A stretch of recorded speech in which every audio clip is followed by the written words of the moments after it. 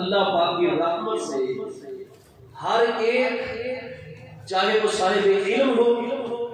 یا بہت ہی سادہ لوگ بے علم مسلمان بھی محبوب کا امتی ہو، اس عقیدے کو، اس اہل سنت کے نظریے کو اول سے لے کر آخر تک آپ نے مکمل طور پر واضح کیا، ہر ابہام اس سے دور ہو گیا۔ اور یہ چیز آپ بالخصوص دیکھیں گے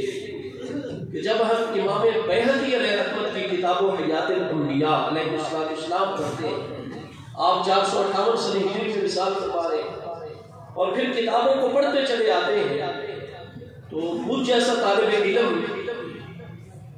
ہمارے خانے وال میں ایک گاؤں ہے چک نمبر 33 ہمارا گاؤں 40 چک ہے، وہاں پر مماتیوں کے ساتھ مجھ فقیر کی گفتگو ہوئی تھی، اور مجھے واقعتاً ضرورت لاحق ہوئی کہ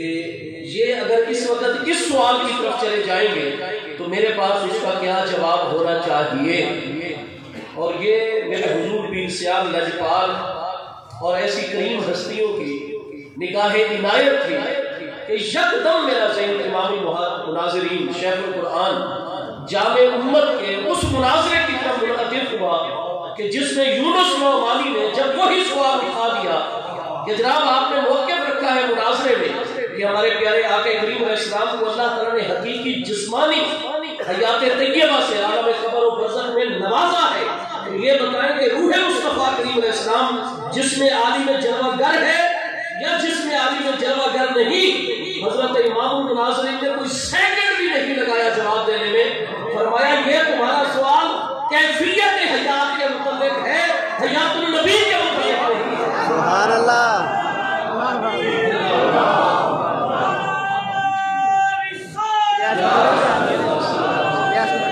وہی من گیا۔ تو میں یہ سمجھتا ہوں کہ امام المناظرین کے چاہے وہ 19 مناظرے ہوں، امام المناظرین کے خطبات اور خطابات ہوں، یا نجی مجالس میں علامہ غلام مصطفیٰ شاکر صاحب کے علم میں ہے کہ جامعہ نظامیہ لاہور سے جب میں خانے بال میں تعلیم مکمل کر کے حاضر ہوا تو ابتدائی دنوں میں مسئلہ رفع یدین کے اوپر غیر مقلدین سے خانے بال میں یہ پھر آپ نے بھی بڑی شفقت فرمائی، تشریف لے گئے امام المناظرین علیہ رحمت کے حکم کے اوپر، اور انہی دنوں میں علامہ اقبال ازہری صاحب کے ساتھ میں صرف 1 گھنٹے کے لیے حضرت امام المناظرین کی خدمت میں یہاں حاضر ہوا، اور یہ کوئی سن 2000 کی تقریباً بات ہوگی، آج سے 22 سال قبل کی، لیکن وہ سارا کچھ جو بندہ سالوں میں جا کر کسی نتیجے پر پہنچ جائے علمی طور پر، حضرت شیخ القرآن دریا دل، کچھ لوگ ہوتے ہیں کہ وہ ذرا طبیعتوں کے کنجوس ہوتے ہیں، اگر علمی ثقافت میں نے اپنے دور میں دیکھی ہے اپنے اساتذہ کرام کے ساتھ، تو ایک حضرت شیخ الحدیث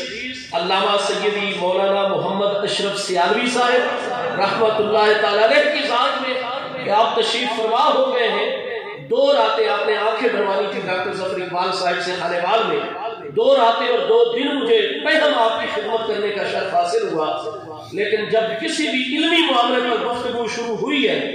تو حضور شیخ الحدیث صاحب کبھی بھی کنجوسی سے کام نہیں لیا کرتے تھے۔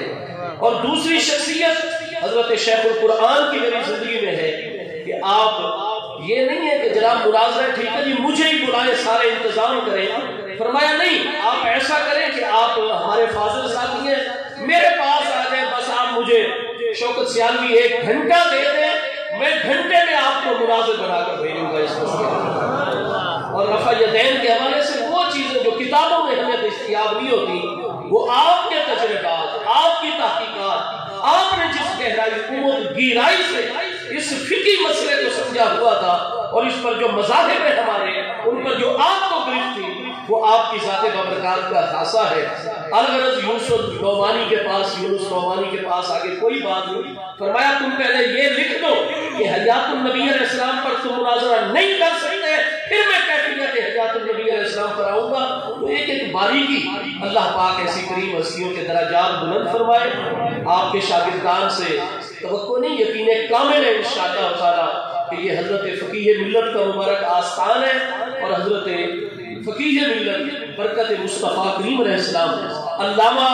شیخ کریم حضرت مفتی محمد امین صاحب رحمت اللہ تعالیٰ نے جیسے کریم ہستیوں کا یہ مبارک مرکز ہے، یہ فیضان جاری رہے گا اور ہم انشاءاللہ تعالیٰ ہماری نسلیں فیض یاب ہوتی رہے گی۔ اللہ پاک حضرت شیخ القرآن کے درجات عالیہ ہمیشہ بلند سے بلند رکھے۔ وما علیہ الا اللہ۔